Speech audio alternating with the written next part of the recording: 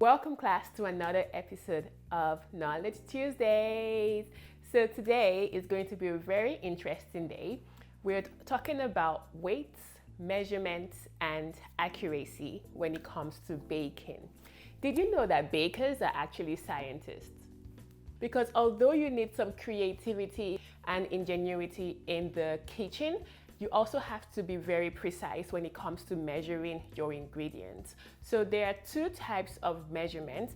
There is the volume measurement, which is actually the most popular form of measuring ingredients within home bakers. But when you want a more precise and a more accurate form of measuring, your best bet is to go for a scale. So you can either use a baker's scale or a food scale. So this is the one I usually use when I'm baking a cake. A lot of pastry chefs favor the weight measurement because it's more accurate and it's more precise, especially when it comes to measuring dry ingredients. A key example, like when it comes to measuring flour. So flour is like one of the most common type of ingredients in the baked good. You have it in your cakes, your brownies, your pancakes. You can name 90% of baked goods require some sort of flour, be it wheat flour or all-purpose or almond flour or coconut flour. So these are all dry ingredients. And so this is particularly important because when it comes to measuring dry ingredients and something like flour, so flour settles over time. And so what that means is that when it settles, there's barely any air within the particles. So you actually require more flour to fill a container. So today we're going to do a little experiment and we are going to demonstrate how the weight of a cup of flour deviates under different scenarios. The first scenario, we are going to lightly spoon some flour into our cup and measure the weight of the flour. So make sure you have your digital scale set to 0 and we weigh and we get 137 gram for a cup, 138 gram for a cup of flour. Second scenario, we would lightly spoon some flour into our cup, shake the cup a little bit to settle the flour and fill our cup up with some flour. So once again, set the scale to 0, we weigh. Now we have 158 grams of flour.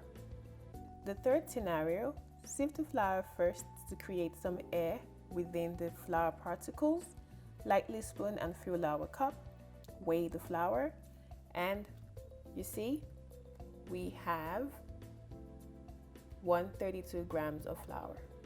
As you can clearly tell from our illustration, the flour that we lightly sifted and spooned into a cup actually weighed less than the other sorts of flours that has settled because this had created more air within the flour particles, causing the density of the flour to be much lower, which means there was less flour required to fill the cup, okay?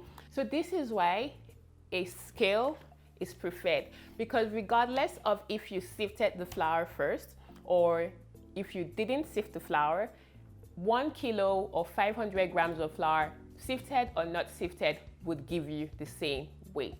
So weights are definitely more accurate. So when do you use volume measurement? This is actually another form of volume measurement, is a Pyrex measuring cup. I really love this one when it comes to measuring liquids. You can use volume measurement for liquid ingredients. So they come in very, very handy for liquid ingredients, especially liquids that have the same or close density to water.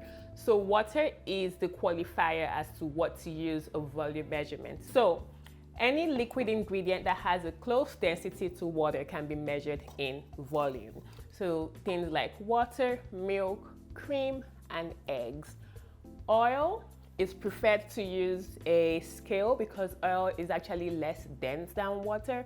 So a scale is much preferred. However, most recipes that you see online that call for maybe a cup or a half cup of oil, the recipe creator has probably measured out the amount of oil they need and spoon that into a cup just to make it more convenient for you.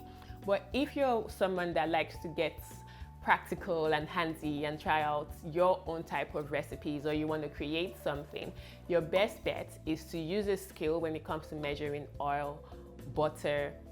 Oh, butter is the worst thing to measure in a cup. Oh my God, I hate measuring a cup of butter. Like anyway, let's not even go there. So what's the point of all this? The point is that if you really want to be more accurate in baking, you should get a scale.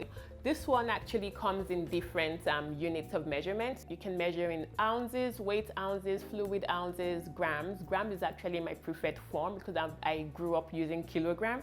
So here, I hope you were able to learn something from this video. Please, again, don't go throw away your cups. You need it. Although I encourage every one of you to go pick up a food scale or go pick up a baker's scale, because it does come in very, very handy. And pro tip, the baker's scale you pick should be able to measure up to 4 kilograms and as little as 5 grams. Okay, so that's the readability. So you want to be able to measure as little as 5 grams and as much as 4 kilos. But you might not probably be baking anything that's up to 4 kilos if you're a home baker, but just for it to be more precise, you're better off picking something that way. So anywho, this brings us to the end of Weekend Tuesdays. I hope you learned something new today, and I hope this encourages one or two of you to go get some scale. Okay? Oh yeah, Canadian folks, I got this from Kitchen Stuff Plus for like $20 when my balance scale broke. And no complaints, it does need a lot of batteries, so have spare batteries at home. Okay? Have a good day, and I love your faces, and happy baking.